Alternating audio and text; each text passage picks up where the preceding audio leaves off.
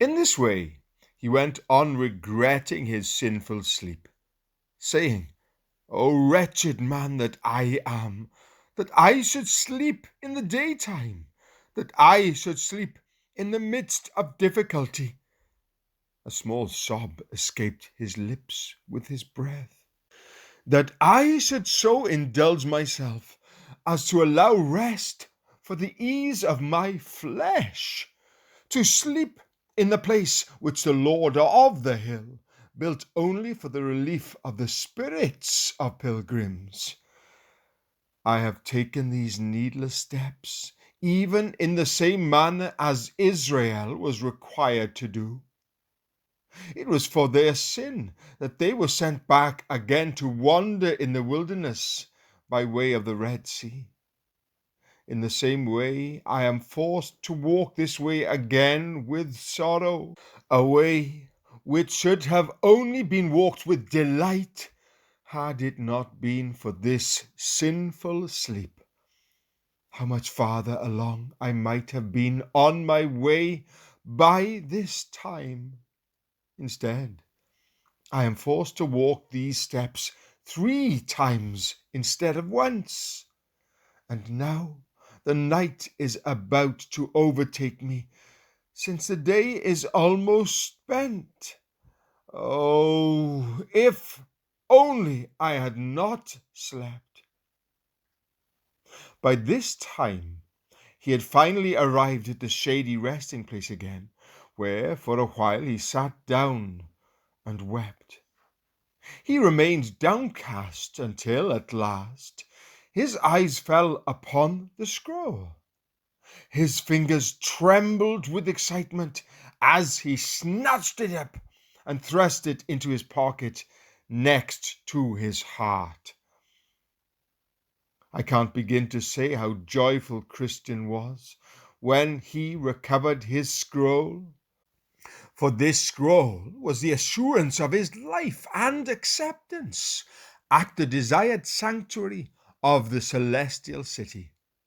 So, with the scroll safely tucked away in his pocket, he thanked God for directing his eye to the place where it lay, and with joy and tears, he focused on moving forward in his journey.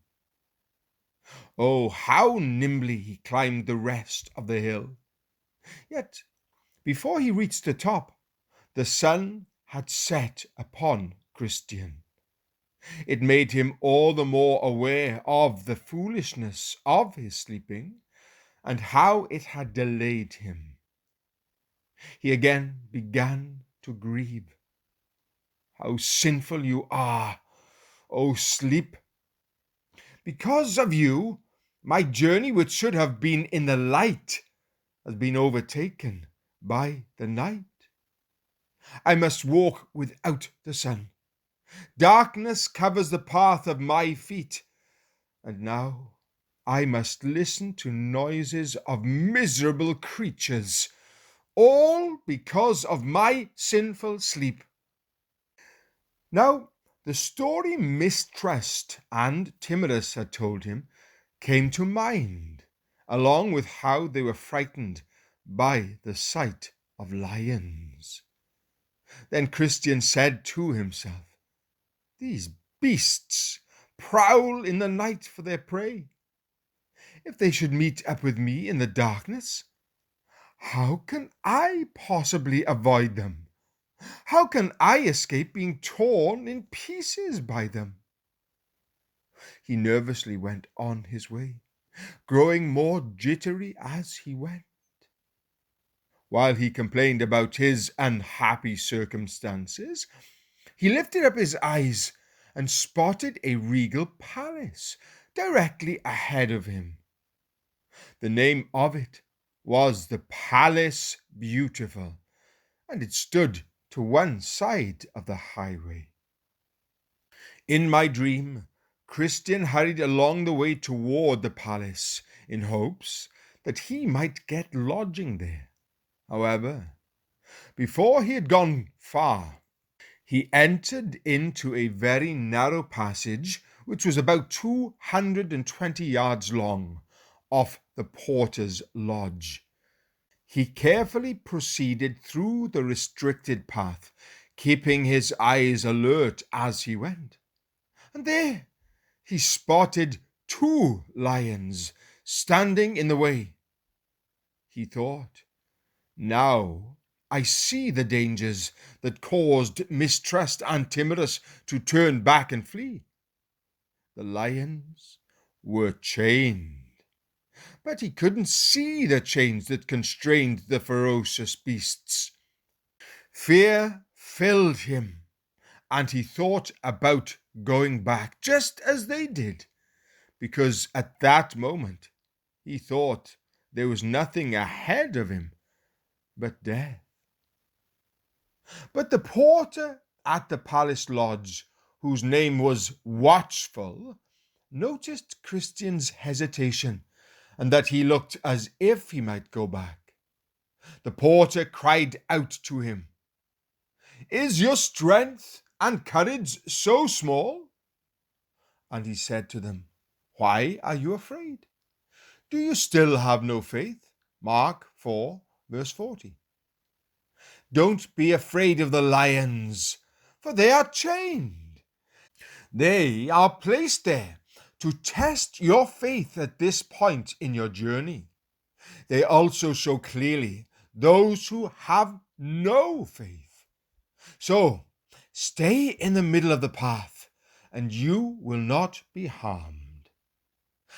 Then I saw Christian go forward, though he still trembled with fear of the lions.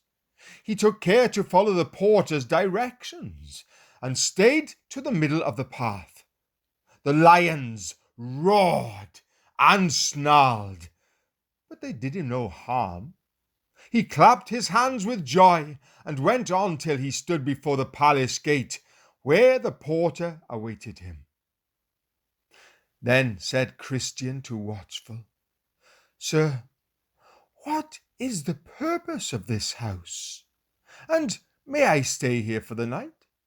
The porter answered, "This house was built by the Lord of the Hill, and he built it for the relief and security of pilgrims." The porter looked directly at Christian and asked, "Where are you from? And where are you going?" "I have come from the city of destruction," Christian said, "and I'm going to Mount Zion. But now that the sun is set, I would like, if I may, to stay here tonight." "What is your name?" "Now, my name is Christian, but originally it was Graceless. I was born of the race of Japheth, whom God will persuade to dwell in the tents of Shem, and Canaan be his servants. Genesis chapter 9, verse 27. The porter's eyes narrowed. "But how is it that you have arrived so late? The sun is already set." Christian looked away for a moment, too ashamed to meet the porter's eyes. "I would have been here sooner, but worthless man that I am, I slept in the shady resting place that stands on the hill Difficulty. Even in spite of that, I would have been here much sooner, except that while I slept, I lost my scroll of certification. When I reached the top of the hill, I felt for it in my pocket. When it wasn't there, my heart was filled with sorrow, and I was forced to go back to the place where I had overslept. I finally found it there and pressed forward on my journey once again. Now at this hour I have come this far."